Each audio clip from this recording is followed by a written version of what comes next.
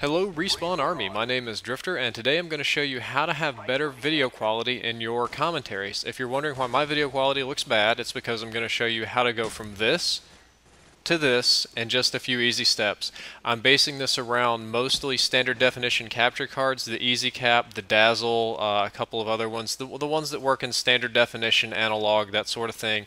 And I'm basing my editing program off of Sony Vegas because it's what I'm most familiar with. It's not a process repetition video, it's a learning video so that no matter what program you're using, you'll know how to do this on your own.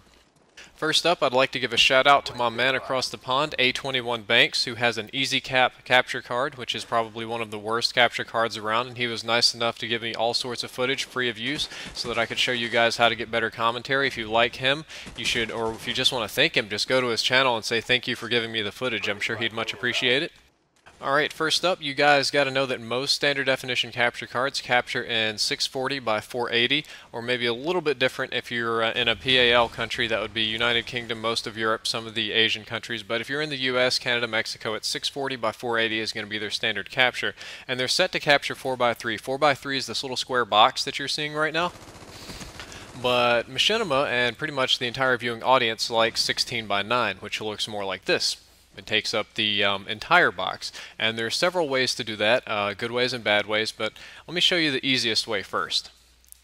The easiest way is to open up Sony Vegas, go to your project properties, set it to 640 by 360, which is the stretchy one. Make sure that your pixel aspect ratio is set to 1. That's important because the pixel aspect ratio has to do with HD TVs, but you're not doing with that. You're doing with computers right now.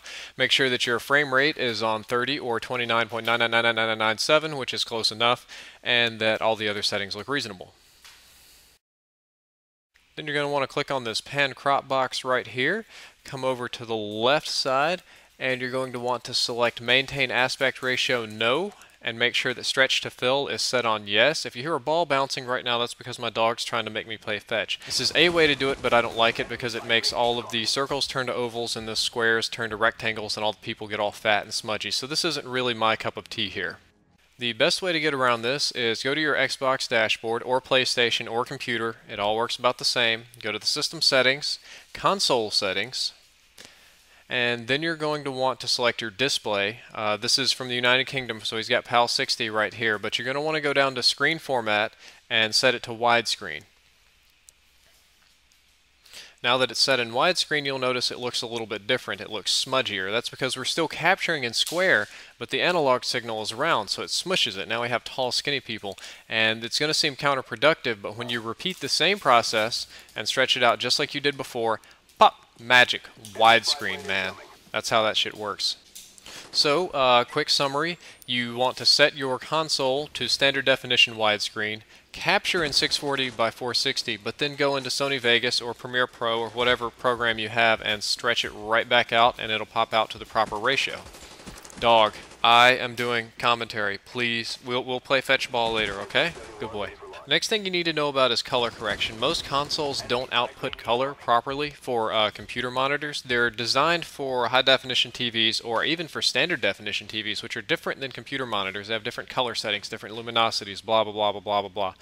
Well, when you don't do this right, your video might look grayed out like this. I made it a little bit grayer as an example of overprocessing because I know how much Machinima loves to overprocess my videos. But what you want to do is you want to go to Sony Vegas, you want to go to Video FX, Color Corrector Secondary, Studio to Computer RGB, and put one layer on the track, and then drag down and put another layer on the track, and that fixes almost all of your color correction needs. I would recommend on a snow map or maybe a desert map you might need a little bit less. It tends to make it a little bit too bright, but you can play with this. There are other custom color corrections that are probably better than these. You'll have to get on YouTube and look those up, but I don't do that. But I don't really do that. I do it the cheap, lazy way, so that's all of my videos look like that. Crash course in frame rates. You're going to want to keep your video as close to 30 FPS as possible. YouTube does not exceed 30 FPS, and most televisions don't exceed 24. Some of the newer high-end HD TVs and computer monitors do better, but if your audience is on YouTube and YouTube doesn't do better than 30, there's no reason for you to do better than 30. Next up is SD versus HD. If you've noticed, this video is only in 360. That's because this is not an HD capture card. A lot of people like to take a standard definition video and render it out into 1280 by 720, which is the high definition setting, and call it high definition. It's not high definition, it's just stretch. It doesn't make it higher definition, it just makes it stretchier and blockier and it looks worse. If you have a standard definition capture card, you want to render in standard definition, which is 640 by 360. And if you're wondering what that loud crashing sound was, that was because my dog brought me his food bowl and dropped it at my feet saying, "Please feed me. I'm not feeding you. You just had hamburger helper and I'm teaching people about important things. Go away." Last but not least, I just have a general tip for all commentators. Everybody seemed to like the end of the other video where I told you guys to just keep with it, don't quit, don't get discouraged. So I'm going to reiterate that because that's a very important point. When I first started doing this, I did regular machinima and not commentaries. I'm still not really a big commentary guy. This is all new to me, so I'm just playing with it. But doing regular machinima, it took me a year to get over 100, or not 100, about 200 views per video. So after a whole year of doing machinima, I might have had 1,500 channel views total, and it was really disappointing. But I didn't quit, I stuck with it, and the video that was supposed to be my retirement video, that was supposed to end all of my machinima work forever, ended up getting put on Bungie.net, and it did excellent and awesome beyond belief. I made another one, which also got put on Bungie.net for some reason and did awesome.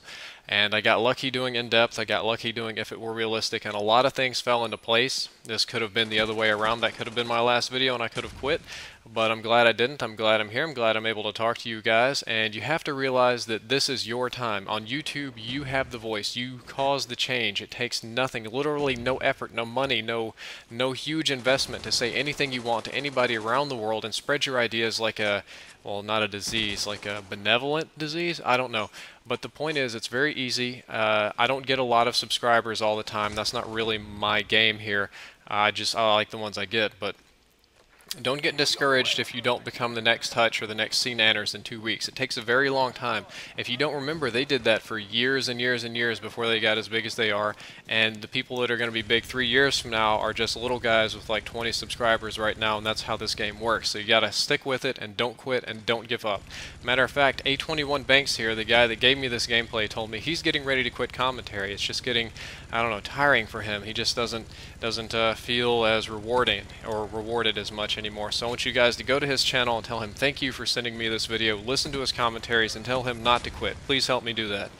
Drift0r out.